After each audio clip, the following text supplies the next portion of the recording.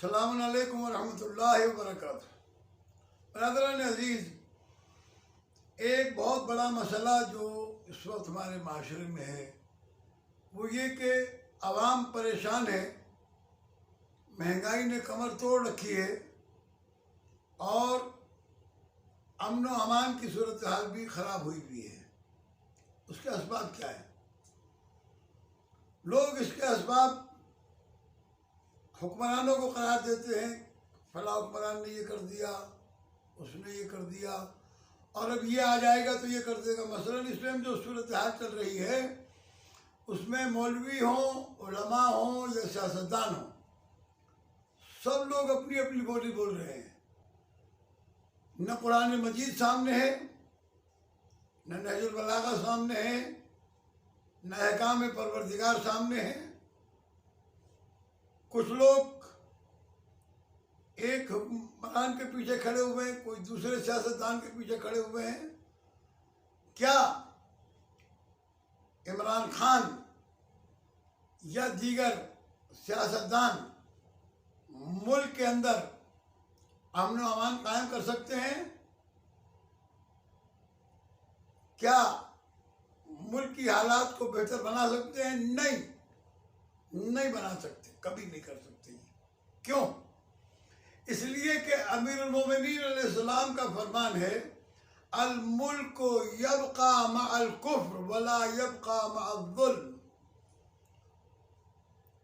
हुकूमत और इख्तिदार कुफ्र के साथ तो चल सकती है लेकिन जुल्म के साथ नहीं चल सकती।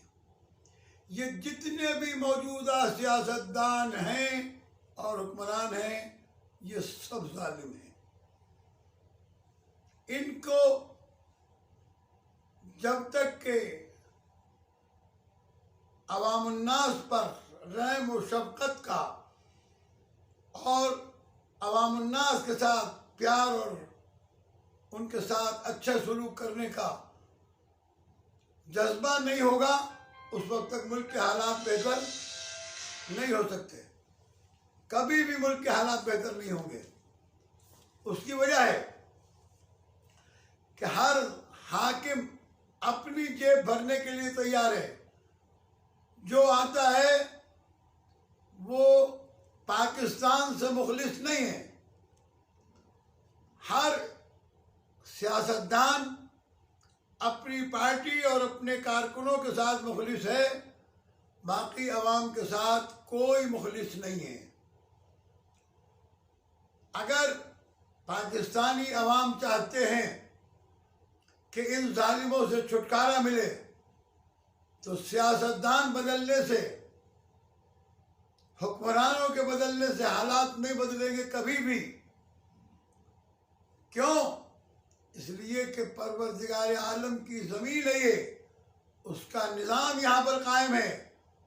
अदल के साथ होगा तो वैसे हालात होंगे, जुल्म के साथ होगा तो वैसे हालात होंगे। परवरदिगार आलम ने कुरान मजीद में वाज़ेह तौर पर ऐलान कर दिया है, अगर अमन व अमान चाहते हो तो ये ज़मीन पर फसाद किसकी वजह से है? ज़हरल फसादो फिल बर्रे वल बहर बिमा कसबत ऐदिन नास। ज़मीन पर ये फसाद फैला है, ये तमाम तकलीफ़ें आई हैं, ये लोगों की अपनी हाथों की हुई है। नमाज हम नहीं पढ़ते, रोज़ा हम नहीं रखते, ज़कात हम नहीं देते, सिला रहमी हम नहीं करते, माँ बाप का एहतराम हम नहीं करते, वाजिबात को अदा नहीं किया जाता, हराम करने के लिए हम आमादा हैं। हमारे माशरे में इस वक्त बदकारियाँ उरूज के ऊपर हैं। कोई भी शख्स अल्लाह की नाफरमानी करने के बाद सोचे कि मैं अज़ाब इलाही से बच जाऊंगा, तो ये मुमकिन नहीं है। थोड़े वक्त की मोहलत ज़रूर मिलती है और ये रहमत परवरदिगार है कि वो फौरी तौर पर इंतकाम नहीं लेता। अगर फौरी तौर पर इंतकाम लिया जाता, जुल्म करने वाले को उसी वक्त अल्लाह तबारक व तआला की तरफ से सज़ा मिल जाती, तो तो कोई भी ज़मीन के ऊपर जुल्म न करता। आइए कुरान मजीद की इस आयत के मुताबिक अपनी ज़िंदगी को बदलें।